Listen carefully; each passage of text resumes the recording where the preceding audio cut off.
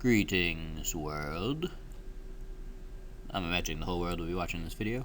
If you're not, well, I guess you wouldn't hear me, so that's unfortunate. Alright. Hammurabi's Code. The Code of Hammurabi. Now, that's what we're looking at today. And the main principle of this code, which we'll get into in a couple minutes, is right here. If a man destroy the other eye of another man, they shall destroy his eye. So it's this idea of an eye for an eye, a tooth for a tooth. If they hurt you, you hurt them. And this form of justice is going to set up the first real set of laws that exist on the planet. So who is Hammurabi? Where is this code in the first place? And what's going on with it? Well, let us begin. So we have Mesopotamia. We have this lovely fertile crescent. If you look, it kind of looks like a sideways C. The fertile crescent has Mesopotamia. And we've already looked at Sumer. And now we're going to move over to Babylon. And Sumer and Babylon are both city-states, so they are countries that exist within a city. But Babylon as a city-state ends up becoming Babylonia, right here, because they start taking over a great deal of land, and it's all because of this man on the left. His name is Hammurabi, or at least this is what we think Hammurabi looked like. So, who is Hammurabi? And Babylon and all this other stuff. Alright, so Babylon and Sumer are city-states. And this is another city-state, Ur. And as you can see, it's a fairly large place. There's a ton of buildings. We have large walls that surround the city. This city could hold 30,000 people.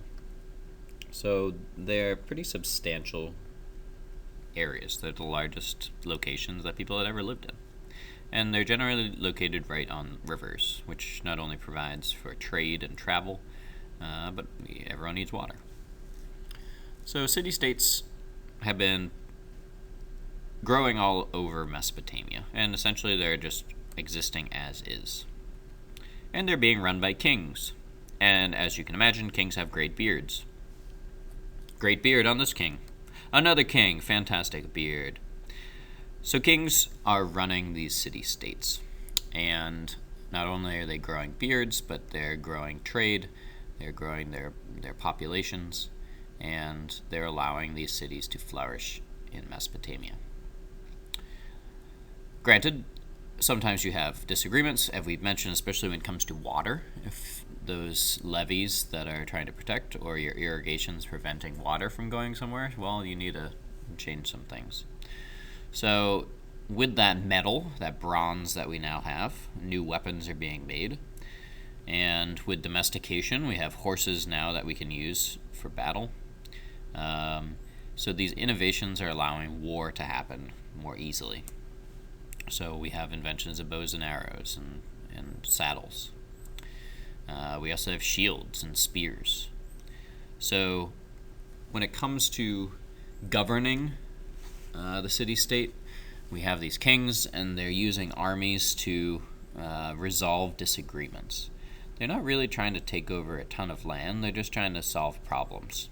But certainly land will start being taken over, and that's especially what brings us to Hammurabi. So, we've already introduced this guy on the left, Hammurabi. This image of him has long been called Hammurabi, the head of Hammurabi.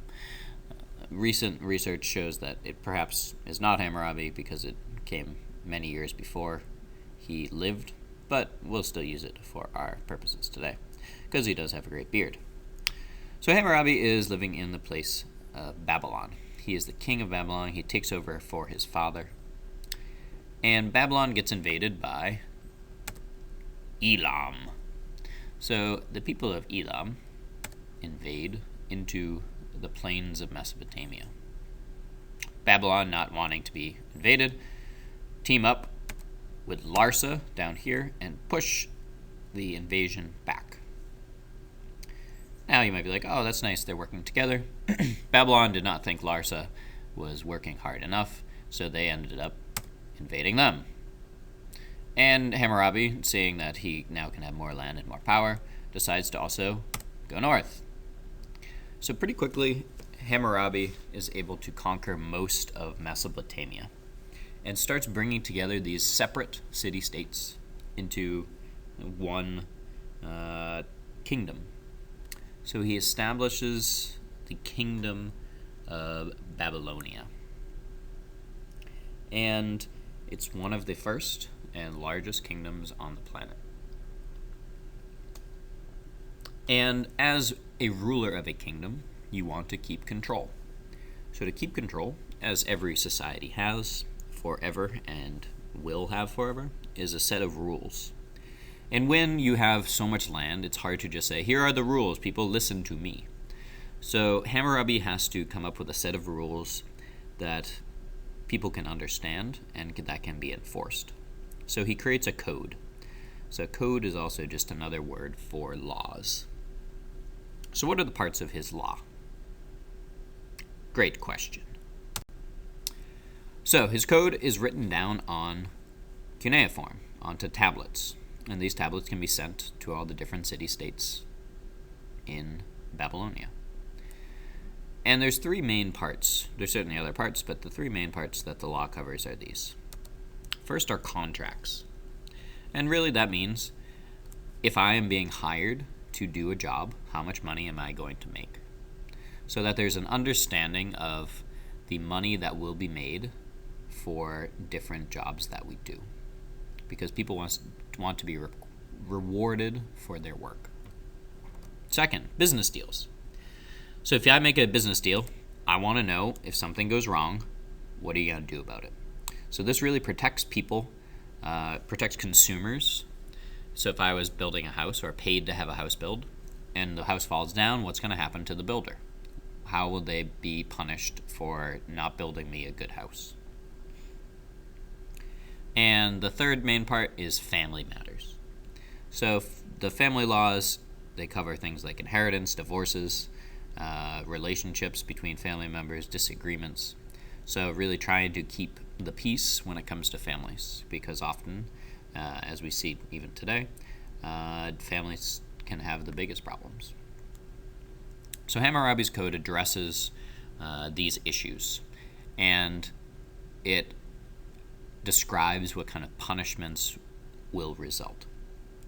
And going off of the eye for an eye, well, you can start thinking about it. We're going to get into those exact punishments tomorrow.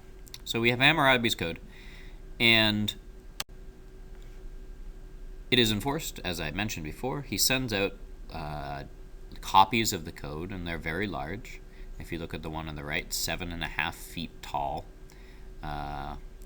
And these are set up around different cities. So people can see what the laws are and hold each other accountable for them.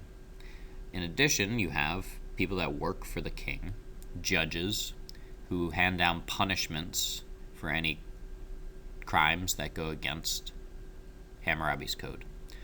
So to enforce this, Hammurabi uses a set of judges in cities that can hand down punishments.